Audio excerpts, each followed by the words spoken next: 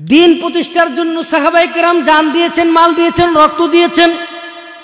তাদের রক্তের উপরে দিন প্রতিষ্ঠা হয়েছে, ওই দিন আমরা পেয়েছি। কিন্তু আজকে আমরা দিনের মর্ম বুঝি না। আল্লাহর হাবিব সাল্লাল্লাহু আলাইহি ওয়াসাল্লামের সাহাবীরা দিনের জন্য ঘর বাড়ি ছাড়া হয়েছেন, সম্পদকে তারা পরিত্যাগ করেছেন। হযরতে খাব্বাব রাদিয়াল্লাহু তাআলা আনহুর পিঠে বড় বড় গর্ত দেখে হযরতে ওমর রাদিয়াল্লাহু তাআলা আনহু প্রশ্ন করলেন, ও ভাই খাব্বাব, তোমার পিঠের মধ্যে এত বড় বড় গর্ত কেন? হযরতে খাব্বাব বললেন, ও ভাই ওমর, আপনি কি জানেন না ইসলাম কি কবুল করার কারণে, ইসলাম গ্রহণ করার কারণে কাফেররা আমাকে যখন দেখলো, আমার দ্বারা ইসলাম তারা কোনোভাবে যখন ছাড়াইতে পারল না, তখন তারা আগুন জ্বাললো, আগুনের মধ্যে আংটা বিছানো হলো, আগুনের মধ্যে লোহার আংটা বিছানো হলো, আর লোহার আংটার মধ্যে আমাকে শুয়ে দেওয়া হলো। আমি যেন নড়াচড়া না করি, এই জন্য আমার বুকের মধ্যে পাথর চাপা দিয়ে রাখা হলো। আগুনগুলি পুড়ে পুড়ে আমার পিঠের মধ্যে ঢুকলো, আর পিঠ থেকে রক্ত চর্বি বেয়ে বেয়ে আগুনগুলি নিভে গেল। ওই যে পিঠের মধ্যে বড় বড় গর্ত হয়েছে, ওই পিঠের গর্ত আজও পর্যন্ত যায় নাই। আমার ভাইরা, সাহাবায়ে কেরাম দ্বীনের জন্য ত্যাগ করেছেন। বিশ্বনবী সাল্লাল্লাহু আলাইহি ওয়াসাল্লাম কাবার চত্বরে ঘুমিয়ে আছেন দুপুরবেলায়। হযরতে খাব্বাব এসে বলেন, ইয়া রাসূলুল্লাহ, শাকাউনা ইলা রাসূলিল্লাহি সাল্লাল্লাহু আলাইহি ওয়াসাল্লাম ওয়া হুয়া মুতাওয়াসসিতুন বুরদাতুন লাহু জিল্লিল কাবা। হযরতে খাব্বাব এসে বলেন, ইয়া রাসূলুল্লাহ, আমরা তো মার খেতে খেতে শহীদ হয়ে যাচ্ছি, মার খেতে খেতে শেষ হয়ে যাচ্ছে, হুজুর আপনি কি আমাদের জন্য দোয়া করবেন না? কাফেররা তো আমাদের বাড়িঘর, আমাদের সম্পদ, আমাদের সব কিছু লুট করে নিচ্ছে, ইয়া রাসূলুল্লাহ, আপনি আমাদের জন্য দোয়া করুন।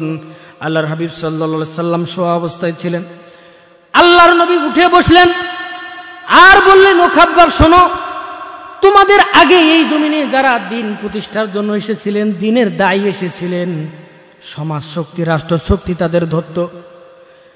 ফায়ুখাজুর রাজুলু, ওই ব্যক্তিকে ধরা হতো, এরপরে জমিনে গর্ত খনন করা হতো। ফাইজালু ফিহা, জীবিত মানুষটাকে কোমর পর্যন্ত জমিনের মধ্যে গেড়ে দেওয়া হতো।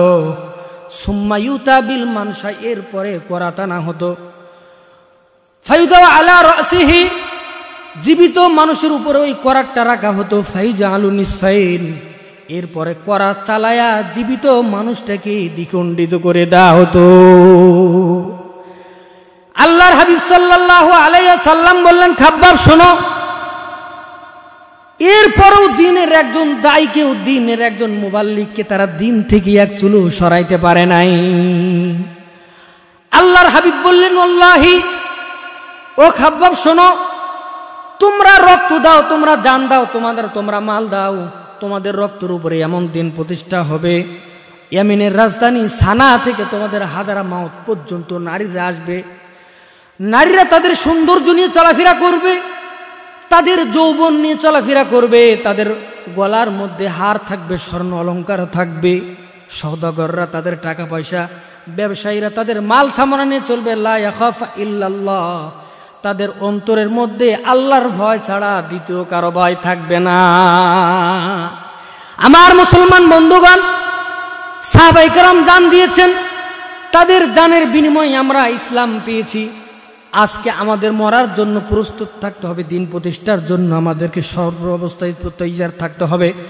আল্লাহ পাক রব্বুল আলামিন বলেন, ইন্নাল্লাহা আশতারা মিনাল মুমিনিনা আনফুসাহুম ওয়া আমওয়ালাহুম বিআন্না লাহুমুল জান্নাহ।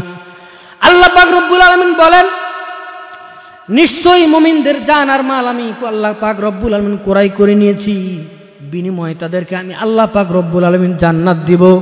আর ওই মুমিনদের কাজ হলো ফায়াকুতুলুনা ওয়া ইউকতালুন, তারা আল্লাহর জমিনে আল্লাহর দ্বীন প্রতিষ্ঠার জন্য ইলাহি কালিমাতুল্লাহি হিল উলিয়া, আল্লাহর কালিমাকে সমুন্নত করার জন্য তারা প্রথমে কাফেরদেরকে মারবে আর মরবে। তারা সংখ্যায় যদি কম হয়, আল্লাহ পাক রব্বুল আলামিনের উপর ভরসা করে তারা যুদ্ধের জন্য বের হয়ে যাবে। আল্লাহ পাক রব্বুল আলামিন বলেন, যালিকা বিআন্নাল্লাহা মাওলাল্লাযীনা কাফারু ওয়া আন্নাল কাফিরিনা লা মাওলা লাহুম। জোরে বলেন আল্লাহু আকবার। আল্লাহ পাক রব্বুল আলামিন বলেন কাফেরদের কোনো মাওলা নাই, কাফেরদের কোনো অভিভাবক নাই, কারণ মুসলমানদের অভিভাবক হচ্ছেন আল্লাহ। ইনফিরু খিফাফান ওয়া সিকালান ওয়াজাহিদু ফি সাবিলিল্লাহ। তুমি ছোট হও, তুমি বড় হও, তোমার কাছে অস্ত্র থাক আর না থাক, তুমি হালকা হও, সর্ব অবস্থায় তুমি আল্লাহর জমিনে আল্লাহর দ্বীন প্রতিষ্ঠার জন্য বেরিয়ে পড়ো। জোরে বলেন সুবহানাল্লাহ।